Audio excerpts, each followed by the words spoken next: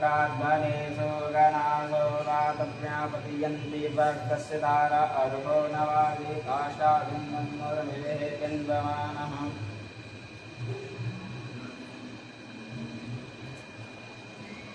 ओम या ओपनिः प्रतिमो दुगं पुष्पवती सुपति स्वायुवसरिद्वये तुलः पारिणवः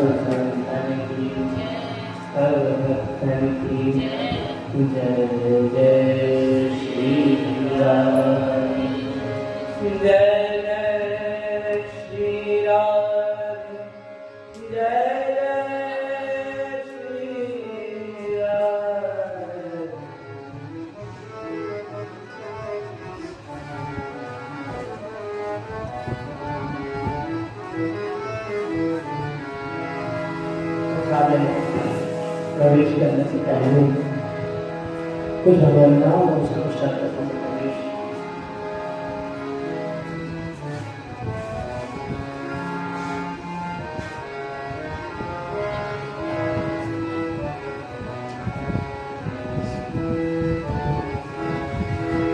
राधे राधे गोविंद गोविंद राधे राधे गोविंद गोविंद राधे राधे गोविंद राधे राधे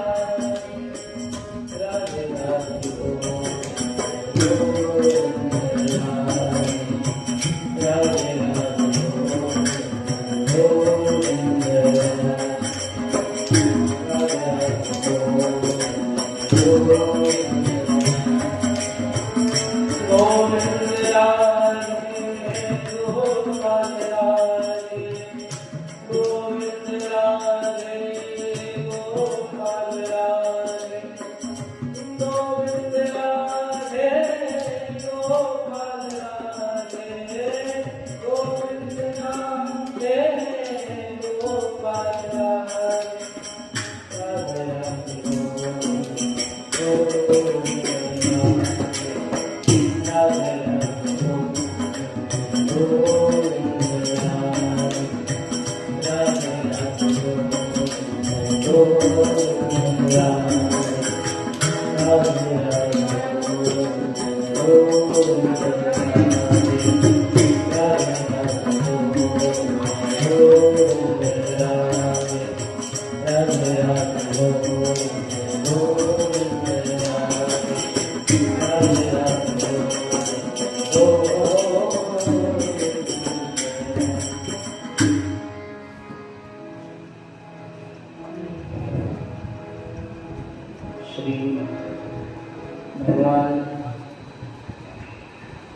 अखिल ब्रह्मांड नायक भगवान सृष्टि रचयिता श्री कृष्ण, श्री राम इत्यादि सभी भगवान अवतार ग्रहण किए अवतार लिए, लेकिन भगवान ने इतने अवतार क्यों लिए?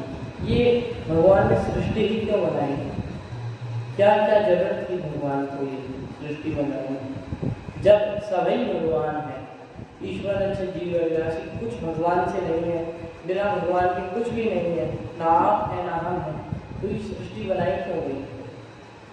अगर सब मार भी भगवान ही रहे हैं, मर भी भगवान ही रहे हैं, तो सृष्टि बनाने का कारण क्या था? बोले जिस प्रकार एक पिता की मानो कोई दुकान हो,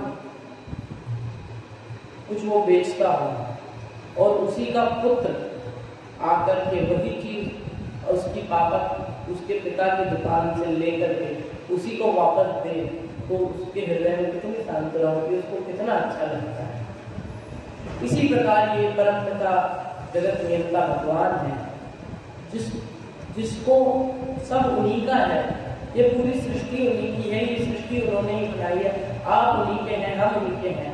लेकिन जब उन्हीं की ही ये बनाई हुई सृष्टि, उन्हीं की बनाई हुई ये माया उनको वापस दे कि हमें तो आप चाहिए, हमें आपकी माया नहीं चाहिए, तब भगवान के हृदय में सांत्वना होती है और भगवान प्रसन्न हो जाते हैं।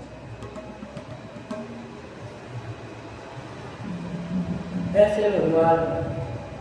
और देखिए, अगर आपको कभी ये भगवान के रूप में किसी को देखना है, ये मानना है कि यही भगवान है, भगवान के सिवा और कुछ नहीं, तो भगवान कृष्ण को देखिए आप, क्या नहीं किया उन्होंने? इतने बड़े असुरों को मारा, कोई साधारण मनुष्य कर सकता है? लेकिन अगर आपको जीवन जीना सीखना है तो बोले किसको देखें? बोले भगवान राम को देखें। भगवान श्री राम ने अपना जीवन कैसे व्यतीत किया? बोले वनवास में रहे और इतने बड़े रावण का संहार किया। तो कैसे अकेले ही करते? अकेले होते? भगवान तो है, तो भगवान चाहते तो अकेले जाते और वध करके आ जाते, लेकिन इतने मासों तक रुके, इतना प्रयत्न किया, उसके बाद जाकर के रावण का वध किया। तो इतना रुकने की भगवान को आवश्यकता क्या है? वो माना तो ऐसा नहीं जाता है कि कभी सीता जी का अपहरण ही नहीं हुआ। जैसे एक कथा आती है कि जब जनकपुर में देखने के लिए गए भगवान श्री राम जानकी मैया को, तो उनके हाथ की तरफ जानकी मैया देख रही थी, अपने हाथ की तरफ, और अपने हाथ में भी जो अंगूठी है उसकी तरफ देख रही थी, उसको निहार रही थी, और अंगूठे में भी जो हीरा जड़ा हुआ है उसको निहार रही थी। तो बोला कि ये हीरे को क्यों देखती है? इसका अगर साधारण कोई व्यक्ति लगाए तो इसका अर्थ वो राम जी से ज्यादा प्रेम इस हीरे से करती है। लेकिन जब राम जी बगल में ही बैठे हैं और राम जी का प्रतिबिंब उस हीरे पर गिर रहा है, और वो हीरे को नहीं देख रही है, वो प्रतिबिंब को देख रही है राम जी के जो उस पे गिर रहा है, तो कोई कहता है भाई क्यों? राम जी तो बगल में खड़े हैं, ये प्रतिबिंब क्यों निहार रही है? राम जी को निहारे, राम जी को देखे। कहते हैं नहीं, हम राम जी को देखते नहीं है ज्यादा, और बात रही उनको निहारने की, तो ये जो उनका प्रतिबिंब बना हुआ है, अगर मैं हाथ हिलाऊंगी तो ये प्रतिबिंब हट जाएगा, मुझसे दूर हो जाएगा। लेकिन वो उस प्रतिबिंब को भी दूर करना नहीं चाहती है, वो अपना हाथ नहीं हटाती। क्यों? क्योंकि वो अगर हटाया हाथ तो मतलब भगवान का प्रतिबिंब हट जाएगा। वो भगवान से छोड़ो आप, इतना प्रेम है कि भगवान के प्रतिबिंब से भी अधिक प्रेम करती है। ऐसी ज्ञान की मैया है। और भगवान को ऐसा प्रेम मिलने के पश्चात वहां पे वनवास में रहना पड़ा। बोले भागवत क्या है? जब किसी ने पूछा तो बोले भागवत और कुछ नहीं है, भागवत तो भक्तों की कथा भागवत। और उन्हीं में से आज एक भक्त क्यों कथा श्रवण करने का, उसको समझने का, उसको हृदय में धारण करने का प्रयास करेंगे। तो एक गांव में एक स्थान पर एक केवट रहता और वो केवट वहां रहता और कोई बोलता कि अरे भैया की बात कैसी है? बोले मैं तो नहीं जानता, राम की जाने कैसी बात है। वो राम जी के प्रति इतना आसक्त हो गया था कि उसको और कोई दिखाई ही नहीं देता था। तो बोले ये बात कैसी है, वो बात कैसी है? बोला मैं नहीं जानता, जो जाने राम जी जाने, मैं कुछ नहीं जानता। ऐसे और गांव में सब लोगों ने फिर उसका नाम भोला रखा। बोले ये तो भोला है, ये तो कुछ नहीं जानता है, जो जानते हैं राम जी ही जानते हैं। एक बार उसके 2 पुत्र और एक बेटी थी। विवाह की योग्य उसकी पुत्री हुई, तब उसकी पुत्री को विवाहित करने के लिए उसके भाइयों ने कहा कि इसका विवाह करना चाहिए हमें। बोले धन कहाँ से लाए? तो धन आप यहाँ सेठ है, उनसे ले लीजिए धन, इतने बड़े सेठ हैं। तो पहले तो विवाह कम में ही हो जाता था, इसलिए 5 रुपए मांगे कि आप हमें 5 रुपए दे दीजिए, हम अपनी बेटी का विवाह करके आपको लौटा देंगे। तो आपका रकम जो लिए उससे रसीद कटी कि इन्होंने हमसे 5 रुपए उधार दिए। धूमधाम से बेटी पुत्री की शादी करी और शादी के पश्चात जो भाई थे उन्होंने खूब कमाया और कमा करके वो पूरा धन एकत्रित करके 5 रुपए वो कहा दूर जाओ बाबा और सेठ का कर्जा चुका दो। गए बाबा कर्जा चुकाने, कर्जा चुकाई गए, कहा ये सेठ जी आपके पास रसीद काटी होगी कि भोला ने अपने 5 रुपए दिए वापस। तो बोलते हैं ये लो आप तुम्हारी रसीद। तो उसने दे दी। बोले देख तो लो, पढ़ तो लो क्या लिखा है। बोले मुझे कुछ नहीं पढ़ना, जो जाने राम जी जाने। आप पे भरोसा है, मुझे राम जी पे भरोसा है और किसी पे मुझे भरोसा नहीं। इतने पसंद है और आज तो मानो कर्जा चुक गया, वो बड़े पसंद हो गए। लेकिन वो जो बाबा है जो उनके मन में खोट आ गया कि अरे ये देखा भी नहीं रसीद में क्या लिखा है। तो मन में खोट आया, मन में लालच आया, क्या किया आज? बोले तुम इधर दो एक बार रसीद, तुम जाओ, तुम जाकर के थोड़ा जल लेकर के आओ। जल लेके भेजा, रसीद जल्दी से बदल के खाली कागज में कुछ भी लिख के उसको दे दिया, लो जाओ। तिजोरी में रख दी वो रसीद के, हाँ भीतर जल चुक गया है।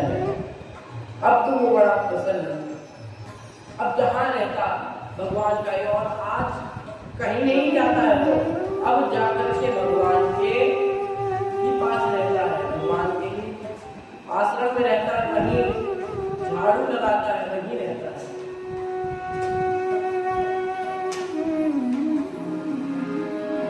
और वो इतना प्रेम भगवान से करने लगता है।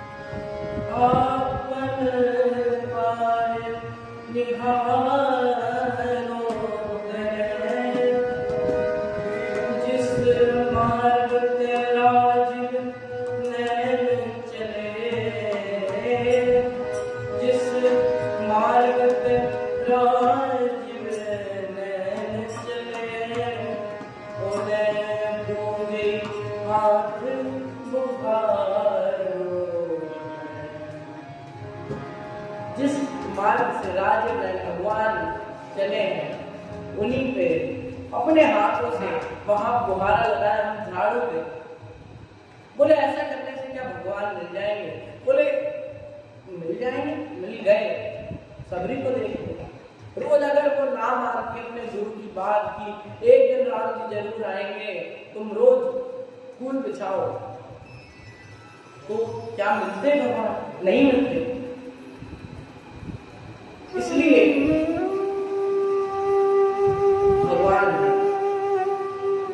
इसलिए तो भगवान को कहा गया है कि भगवान दीन दयाल है।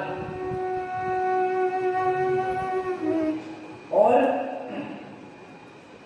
ऐसे भगवान के प्रणाम, ऐसे भगवान के मंदिर में वो केवट जाकर के रहने लगा, गुहारा करने लगा, वहां जो भी कार्य होता वो करता और राम जी की सेवा में रहता। अब एक तरफ, दूसरी तरफ यहाँ दूसरी तरफ ये जो जिनके मन में खोट आ गया था,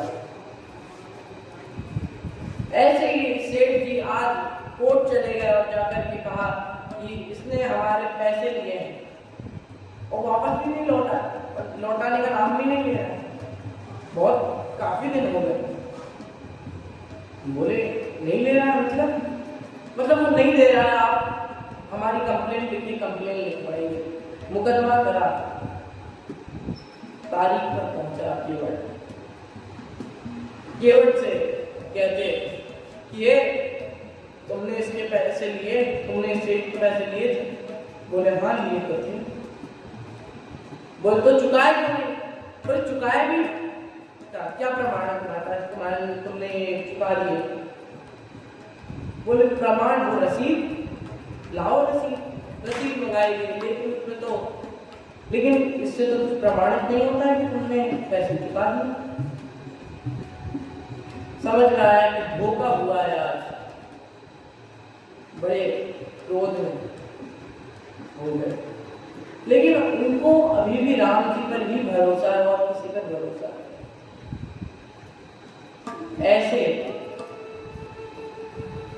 वैसे भगवान है। और वहां पर जाकर के केवट के पास और कुछ नहीं है। बोले पूछते हैं कि क्या तुमने, तुम्हारे बीच में कोई था, कोई भी? बोले सिवा राम जी के बाद कोई नहीं।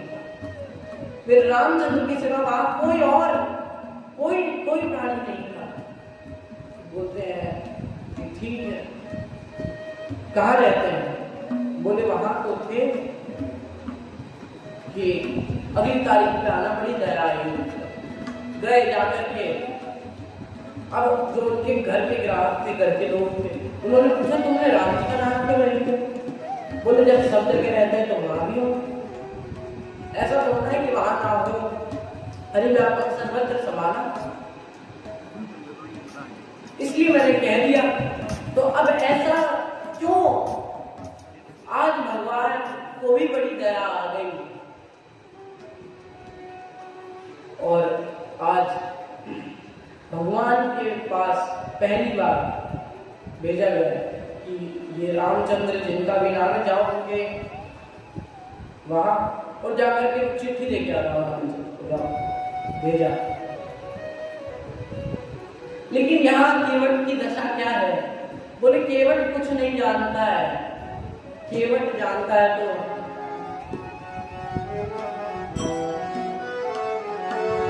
सिर पर सीताराम कर फिर क्या करना, सिर पर सीताराम कर फिर क्या करना, सिर पर सीताराम कर फिर क्या करना, क्या करना, क्या करना, कर फिर क्या करना, सिर पर सीताराम कर फिर क्या करना,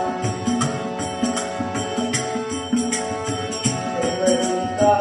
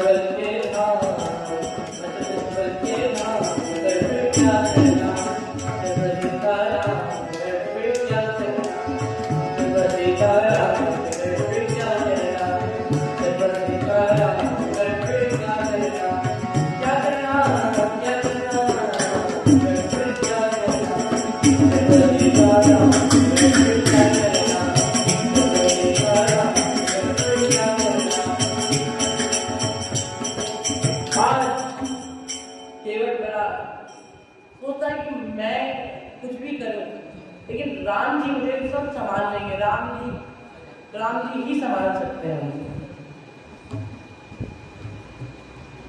और मुझे कोई संभाल नहीं सकता। आज वो चपरासी गया और जाकर के वो डाक लेकर गया, कहा कि यहाँ कोई रामचंद्र रहता है, बोले मजे की बात, वहां रामचंद्र नाम का कोई व्यक्ति नहीं था उसमें।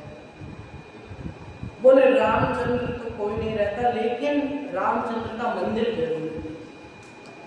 बोले चलो हमें लेके अपने मंदिर। रामचंद्र जी के मंदिर में गए, वहीं वो केवट रहता था। वहां पे पुजारी के पास आए, बोले तो वही रामचंद्र है। तो वो सोचते हैं अब आ ही गया है तो मनाई क्यों करेंगे। पुजारी जी ने सोचा हाँ भाई हम ही रामचंद्र है, बताओ क्या करें। बोली यहाँ साइन कर दो, यहाँ लिख दो। कर दिया और कहा कि तारीख पर आ जाना फिर। आज जाकर के रामचंद्र जी के चरणों में वो जाके रख दिया और कहा कि भगवान आपके लिए पोशाक तो कई बार है, आपके लिए वस्त्र भी कई बार आए, आपके लिए चिट्ठियां भी कई बार आई, लेकिन ये जाना आपके लिए पहली बार आया है। ये पहले कभी तो आया नहीं।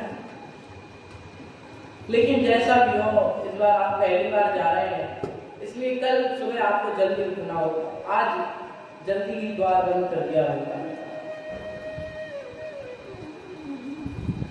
और लेकर के जब गए, जाने के बाद अब सुबह सुबह फिर दिनांक पे पहुंचे सब केवट और सब। तो वहां पर वे बोले वो रामचंद्र जी कहाँ है तुम्हारे। बोले सब जगह होते हैं, यहीं कहीं होंगे अभी। लेकिन आज मन में केवट की शंका रह गई कि लेकिन भगवान आएंगे कि नहीं आएंगे, कैसे ये सब होगा। लेकिन आज भगवान के प्रति उनका एक ही भाव है।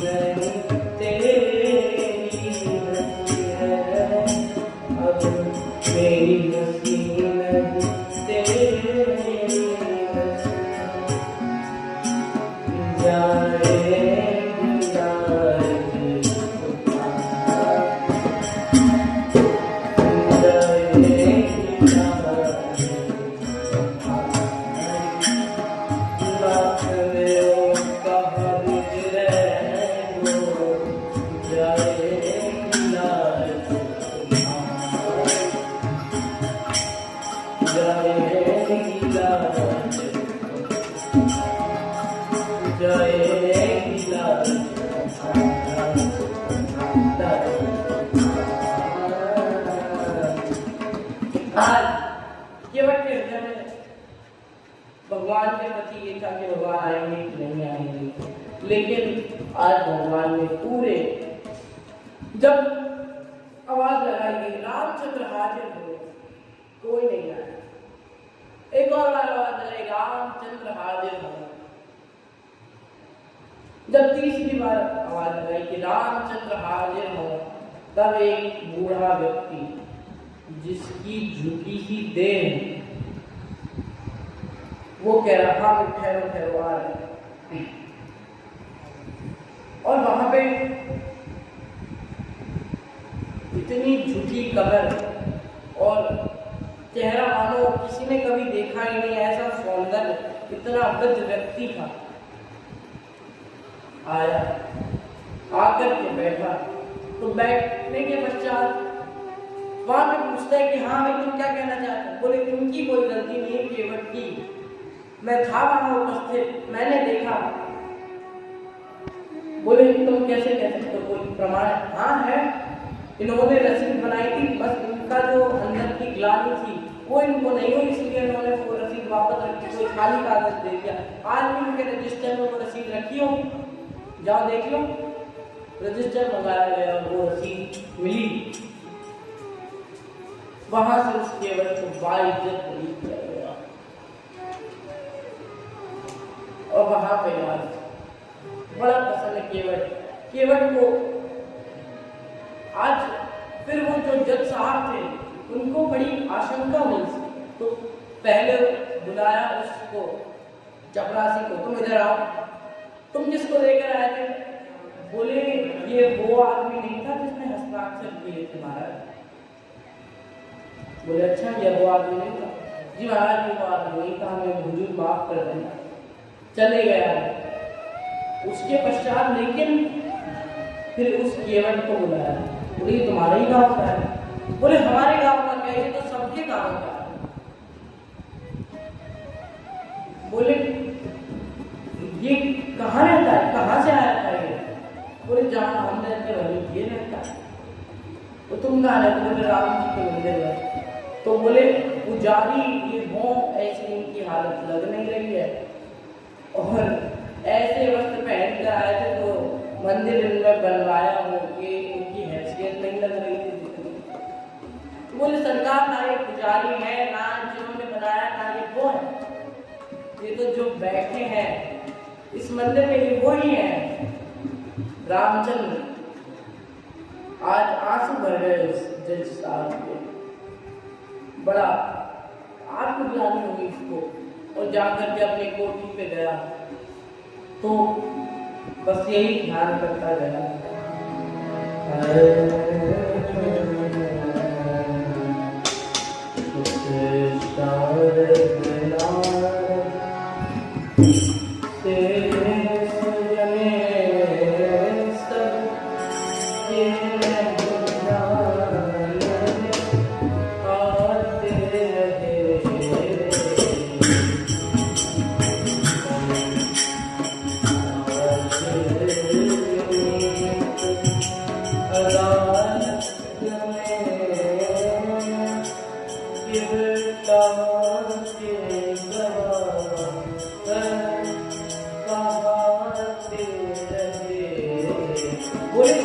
तो तुम रो क्यों रहे हो इस बात में?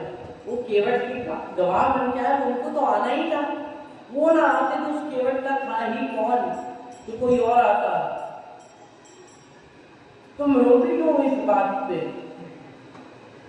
बोले रोना एक ही बात का है, सुख दो के उदय दिए को भयो, सुख नाइन जो कहते रहे। बोले दुख इस बात का ये है कि वो वहां पे बैठे थे, वो वहां पे जब मैं उनको पहचान नहीं पाया, और जिनकी अदालत में एक दिन सभी को जाना है वो आज मेरी अदालत में आए थे। बड़ी बेइज्जती हो गई आज, लेकिन उनको मैंने छू ना सका, उनको मैं पा ना सका।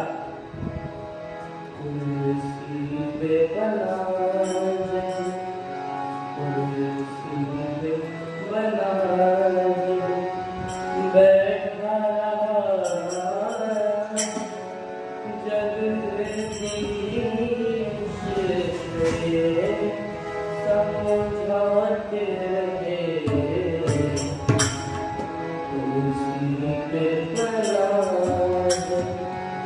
बोले मुझे और किसी बात की दिक्कत नहीं है। मुझे दिक्कत तो इसी बात की है कि मैं कुर्सी पर जज बना बैठा रहा और वो वहां से चले गए और वो मुस्कुराते हुए चल दी। उन्होंने नाम से कुछ कहा। आज सब कुछ त्याग दिया, अपना कोठी बंगला, अपने पद से इस्तीफा लेकर के रहते हैं आज वृंदावन। और वृंदावन में इसी युग की एक घटना है। वृंदावन में रहते हैं और किसी भी मंदिर के सामने जाते हैं तो जाकर के उसके सामने जो रज होती है उसको अपने माथे से छुआ लेते हैं, माथे में लगा लेते हैं और अंदर नहीं जाने का प्रयास करते हैं और यही कहते हैं, आ तो गया हूं मगर जाने, आ तो गया हूं मगर जाने, तेरे दर पे आने के काबिल नहीं हूं, आ तो गया हूं मगर जाने, तेरे दर पे आने के काबिल नहीं हूं, तेरी मेहरबानी का है वो, तेरी मेहरबानी का है वो, तुझसे मैं उठाने के काबिल नहीं हूं, आ तो गया हूं मगर जानता।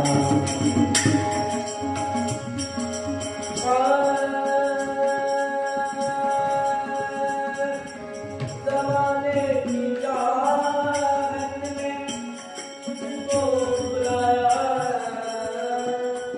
तेरा नाम मेरी ज़बान पे लाया, गुनाहगार हूँ मैं, गुनाहगार हूँ मैं, गुनाहगार। तुझे मुँह दिखाने के काबिल नहीं हूँ, आ तो गया हूँ मगर जानता। तेरे दर पे आने के काबिल नहीं हूँ, तेरी मेहरबानी का है वो, तुझे मैं आने के काबिल नहीं हूँ, आ तो गया हूँ मगर जानता।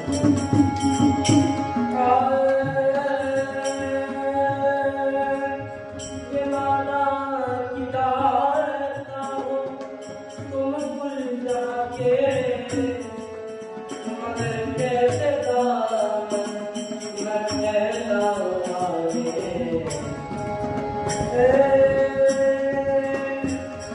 ये माला की डालता हूँ तुम भूल जाके, मगर कैसे दामन मैं फैलाऊं आगे।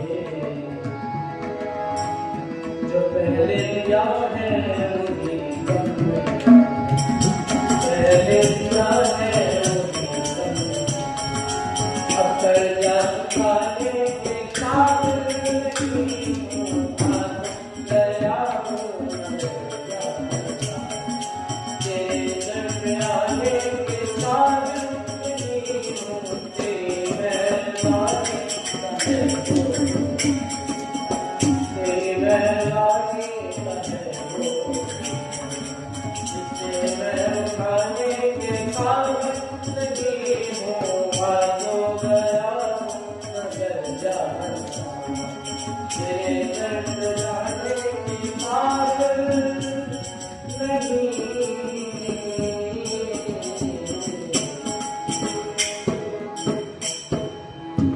ऐसे उस केवट को आज भगवान ने सही मार्ग दिखाया। सबको सही मार्ग भगवान ही दिखाते हैं। उस जज को भी पार लगा दिया। इसी युग की एक घटना है, कलयुग में 40 साल पहले आ चुके। ये घटना सच्ची घटना है। और ऐसे दीनदयाल भगवान से अगर हम अपना हृदय जोड़ना चाहें तो क्यों नहीं जोड़ पाए। जब ऐसे भगवान सबको पार लगा देते हैं तो हमें क्यों नहीं लगा सकते हैं वो भगवान पार। ऐसे भगवान हम उनकी पूजा करते हैं, हम ये आरती करते हैं और ऐसे भगवान को हम प्रणाम करते हैं। आज ये कथा यही समाप्त होती है। आगे की कथा हम कल श्रवण करेंगे। मैं अपनी वाणी को दृष्टांत देता हूँ कुछ भगवान नाम और उसके पश्चात कथा।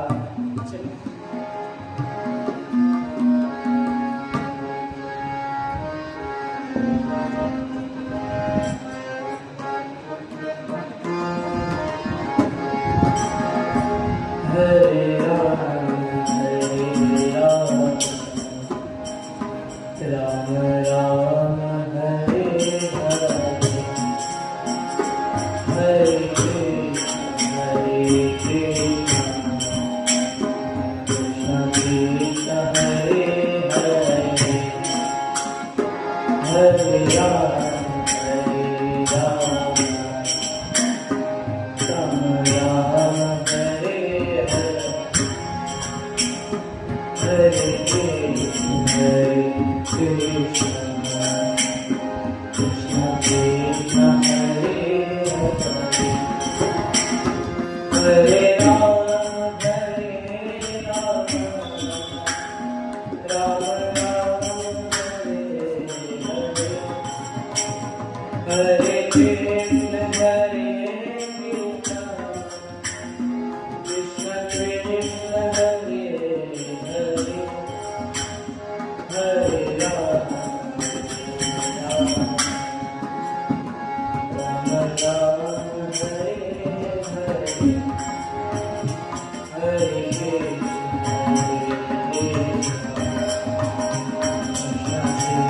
Hare